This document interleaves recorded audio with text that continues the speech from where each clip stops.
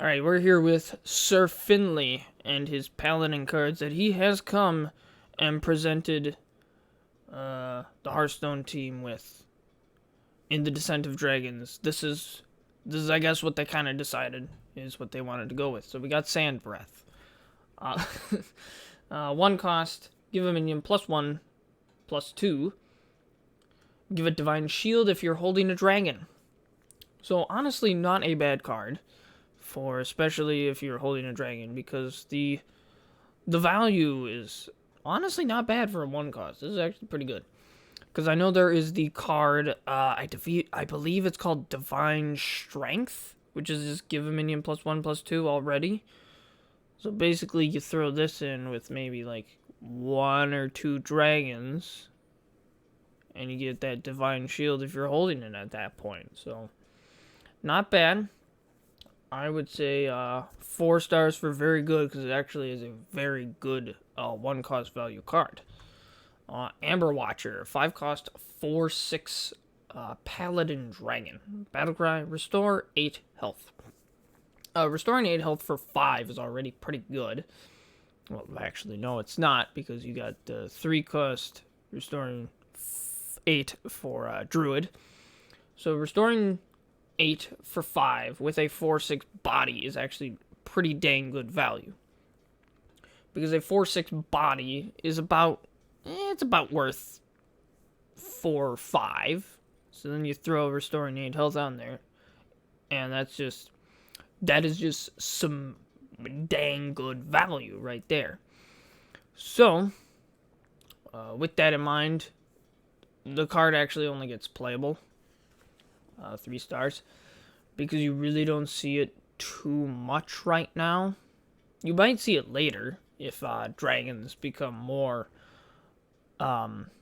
used in maybe some of the later expansions, but it's actually still pretty good if you're just like, man, for my dragon deck I don't know what to throw in.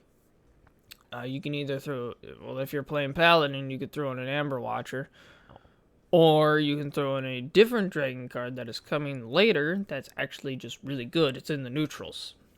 You'll see that in another video. We got Sanctuary. 2 cost, side quest. Take no damage for a turn, and you get a 3/6 minion with Taunt. Pretty easy to actually achieve, especially with the spell that gives makes you immune until your next turn. I can't remember what it's called.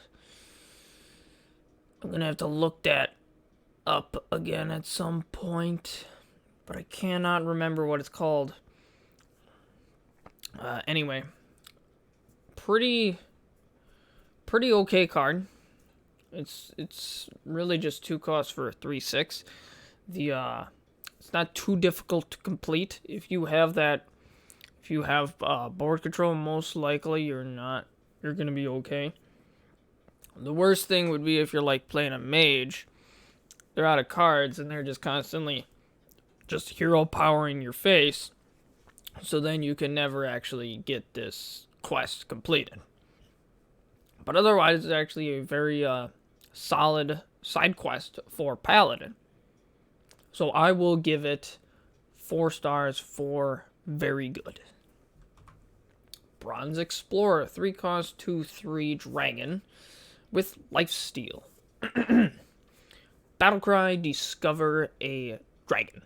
Which, discovering a dragon is always pretty good, because dragons are always a relatively big body, except for this guy right here, and very few other small examples, but most of them are relatively a good size.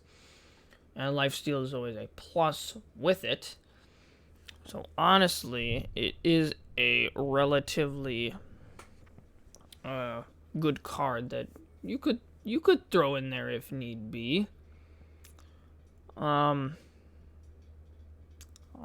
say this is 3 stars for playable, because it can be played. It's not really played much right now, but it could be played. It's good value.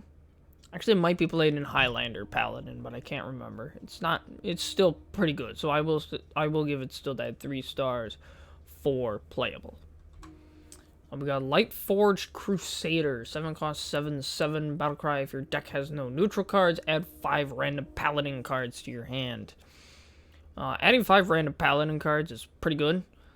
I actually didn't think this was going to be a very good card, because I'm just like, man, this is just a 7/7 with that battlecry, which is very restricting. But I actually found out it can work. So actually, with the no neutral cards, it's actually not terribly bad. So it's not as restricting as it seems. So it's the new 7 cost 7/7 that gives you something, or they do one of those every single expansion, I've noticed. So actually, it's not bad. It's actually pretty okay. So I will give it 3 stars for playable, because it does work. There is a deck for it, but I think it's like tier 3, if I'm remembering correctly. So it's not exactly amazing, but it can work. Along with the Light Forged Zealot, 4 cost 4/4 battlecry. If your deck has no neutral cards, equip a 4/2 True Silver Champion. Which a True Silver Champion, if you do not know, is a 4/2 weapon with whenever you attack, you restore 2 health to your hero. So this is actually pretty good value too for the card, but also then there's of course that restriction of no neutral cards, which if there's a lot of those of no neutral cards for Paladin, then it would probably be a very, very, very good deck. But because that's not a thing, really, it's just those 2 instances. It seems it still kind of falls flat, because it's a little underpowered then. So I will say this gets 3 stars for playable as well, because even though it seems restricting with the no neutrals, it can still be a slightly viable strategy. Righteous Cause, 1 cost side quest, summon 5 minions, reward, give your minions +1/+1. I'm actually not a big fan of this side quest. I don't really think it's as good as you make it sound. Because you're playing stuff, let's say you played 4 minions, they'll die, and now you play that one other minion, and you just give him +1/+1. I think what is much better than this is Competitive Spirit, the secret, because if all your stuff is cleared off the board, you don't have to worry about, oh man, if I play another minion, then he gets the buff. You just play a bunch of stuff then, and most likely all that stuff is going to get buffed unless it gets cleared out, which then you have another try at it. With Righteous Cause, you really only get 1 attempt at it, and if you fail at it, it sucks. It can absolutely suck. So I would actually give this 2 stars for bad, because I do not think it's actually very good. I've never seen it played at all. I have made my own aggressive Paladin in Wild that I actually really like. It's an aggressive Paladin with lots of Silverhand recruits, and I prefer to use Competitive Spirit over using Righteous Cause. Also, I don't have Righteous Cause, but if I did, I would still use Competitive Spirit, because I think Competitive Spirit is still a better way of doing it. And that aggressive Paladin deck has gotten me up to rank 10. So it does well for being a completely made deck by myself, instead of looking at any guide for it. Otherwise, I have the aggro secret mage that is tier 1 in Wild that I can play as well. But I'm just kind of ranting at this point. I try not to. So, Skyclaw. We got Skyclaw here. It's a flying away. And a 3 cost 1/2 mech. Your other mechs have +1 attack. Battlecry, you summon 2 1/1 microcopters, which are actually 2/1 microcopters, because Skyclaw gives them +1 attack. So, really, I've seen this in like an aggressive mech paladin, which can very much be viable, and it works. It works quite well. The aggressive mech paladin, but I think kind of looking at this by itself, what are the stats on it? It's like a 5/4 for 3, which really, actually, if you really think about that, that's actually not bad. But it also could not be a 5/4. It could be a 3/4, which is about standard for a 3 cost. So it's not bad in value, honestly. When I first initially looked at it, I'm just like, man, this is terrible. But it has proved me wrong that an aggressive mech paladin can work quite well with Skyclaw. So I will give this 3 stars for playable. It may go up later, but right now it's just kind of okay. We got Dragon Rider Talritha. 3 cost 3/3. Death Rattle, give a dragon in your hand plus 3/3. And this Death Rattle. So really you can keep buffing dragons, and the dragon that was buffs another dragon, and so on and so forth. So really it just keeps bouncing between different dragons, which can be very good. Very good for a dragon deck, but sadly dragons actually didn't really become a thing with Paladin either. I don't think really any of them had really dragon decks. They focused more on Galakron because Galakron was so freaking powerful. But honestly, still not a bad card. I would still put it at playable because even though it's currently not seeing play in the current meta, I think it is still a very strong card. So actually, I think, you know what, take away that 3, and I actually think it should be 4 stars. 4 stars is probably much more accurate to what it should be, because I think 4 stars makes more sense, because it is actually a very strong card, but it just didn't go anywhere. It could go somewhere down the line, but sadly, since it's in the same rotation as Galakron, also I don't think it's going to still see play in anywhere, sadly. But we shall see. Nor's Dormu the Timeless. 4 cost 8/8 dragon. Battlecry set each player to 10 mana crystals. This card is really hard to judge, actually.